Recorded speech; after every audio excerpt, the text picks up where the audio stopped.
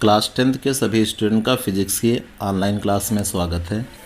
मेरा नाम सतीश सिंह है और मैं आज आप लोगों को प्रतिबिंब यानी कि इमेज के बारे में पढ़ाने जा रहा हूँ। इसके पहले आप प्रकाश का परावर्तन और प्रकाश के बारे में पढ़ चुके हैं।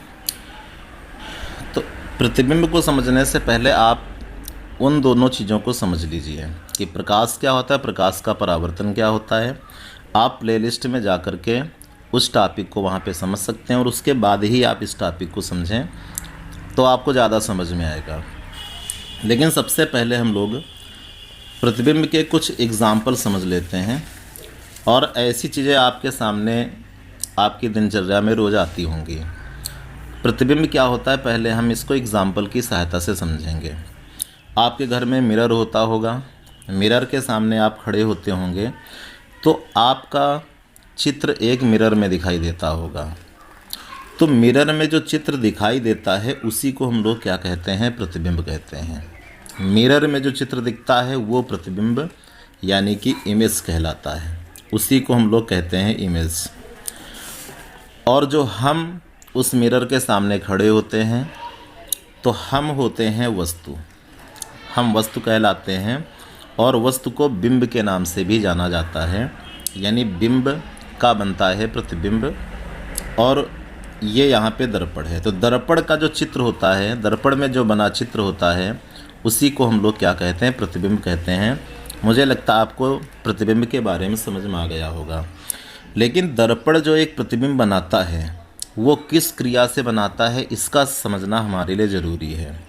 जब हमारे यानी कि वस्तु जो होती है, वस्तु से प्रकाश की किरणें चलकर जब उस दर्पण में टकराती हैं तो दर्पण उन प्रकाश की किरणों का परावर्तन करता है और परावर्तन करने के पश्चात उस दर्पण में फिर हमारा इमेज दिखाई देता है।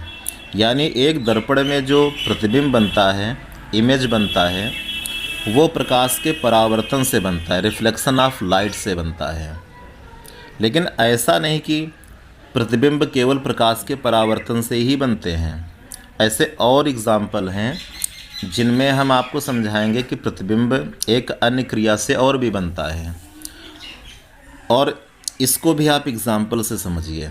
जब आप ज्योमेट्री बॉक्स लेते हैं तो आपने देखा होगा उसमें एक लेंस रहता है।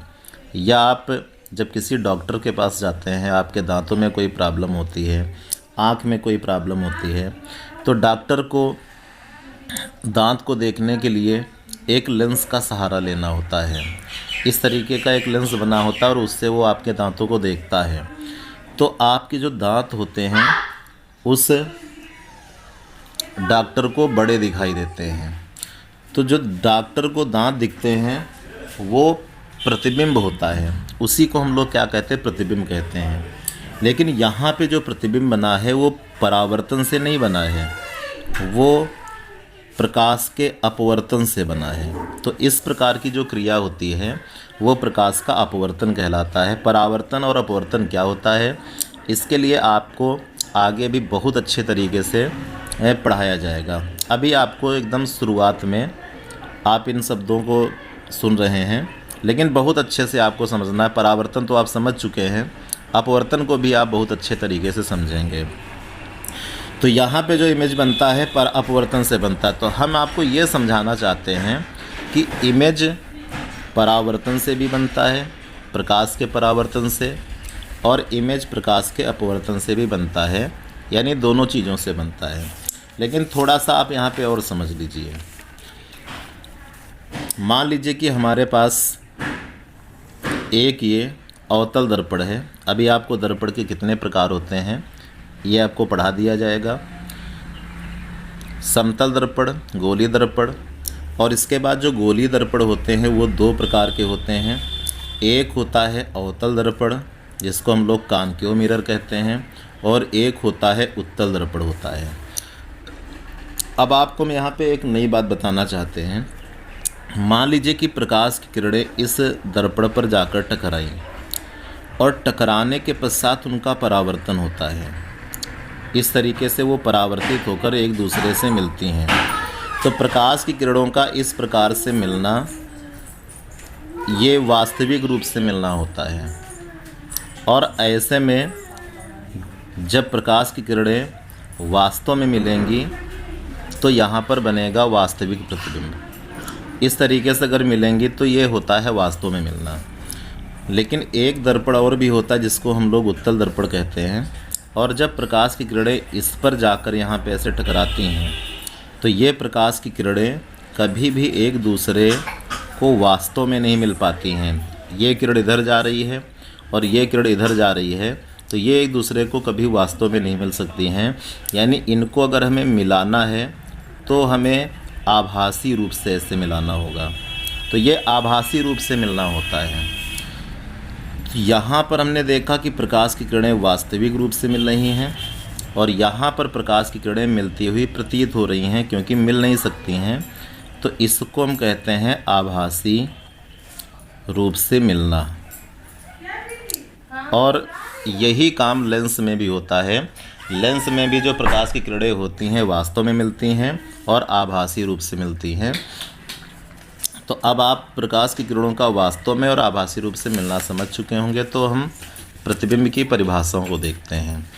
प्रतिबिंब की परिभाषा ये होती है कि किसी बिंदु वस्तु से चलने वाली प्रकाश की किरणें, हम यहाँ पे बिंदु वस्तु की बात करेंगे। जैसे मान लीजिए कि ये कोई एक लेंस है और एक जो छोटी वस्तु होती है, जो बहुत छोटी वस्तु होती है, उसको बिंदु वस्तु कहते हैं। प्रकाश की किरण ऐसे चली और इस लेंस से निकलने के पश्चात जब ये प्रकाश किरणें यहाँ पर ऐसे मिलेंगी तो इसे हम कहते हैं वास्तव में मिलना। लेकिन ये जो क्रिया है ये अपवर्तन की क्रिया है। तो डिफाइन करने के लिए हम इन्हीं सब चीज़ों का सहारा लेंगे कि किसी बिंदु वस्तु से चलने वाली ये वस्तु है और यहाँ पर अपवर्तन के पश्चात चूँकि ये मिली हैं इसलिए ये होता है प्रतिबिंब। इसको हम प्रतिबिंब कहते हैं। तो किसी बिंदु वस्तु से चलने वाली प्रकाश की किरणें परावर्तन, यहाँ पर देखिए आप, परावर्तन के बाद मिल रही हैं और यहाँ पर अपवर्तन के बाद मिल रही हैं। इसलिए दोनों ही चीज़ों को हम यहाँ पे अपनी डिफिनीशन में शामिल करेंगे।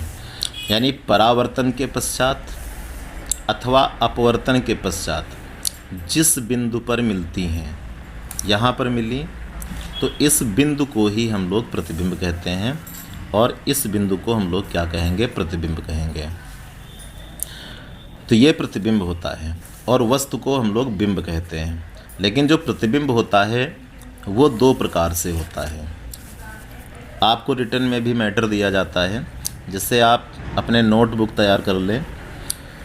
तो प्रतिबिंब दो प्रकार का होता है। एक होता है वास्तविक प्रतिबिंब जिसको रियल इमेज कहते हैं, और एक होता है आभासी प्रतिबिंब जिसको वर्चुअल इमेज कहा जाता है।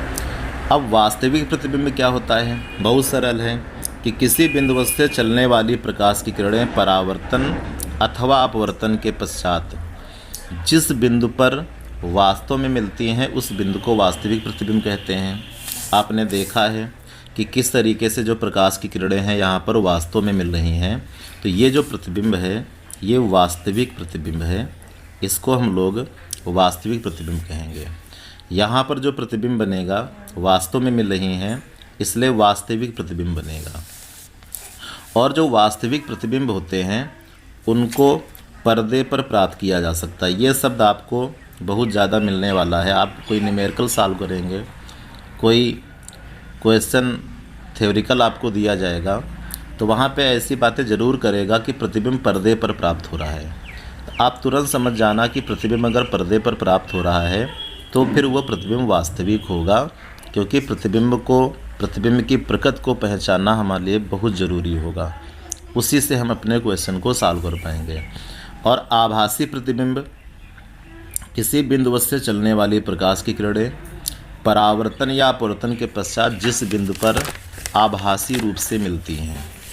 एक मिरर में हमने आपको दिखाया है कि ये प्रकाश की जो किरणें हैं परावर्तन के पश्चात ये इधर चली जाती है, ये इधर चली जाती है और एक दूसरे को नहीं मिलती हैं, क्योंकि इनके बीच की दूरी लगातार बढ़ती चली जा रही है। इनका मिलना संभव नहीं है परावर्तन के बाद, इसलिए आभासी रूप से मिल रही है। तो ये जो प्रतिबिंब है आभासी बनेगा।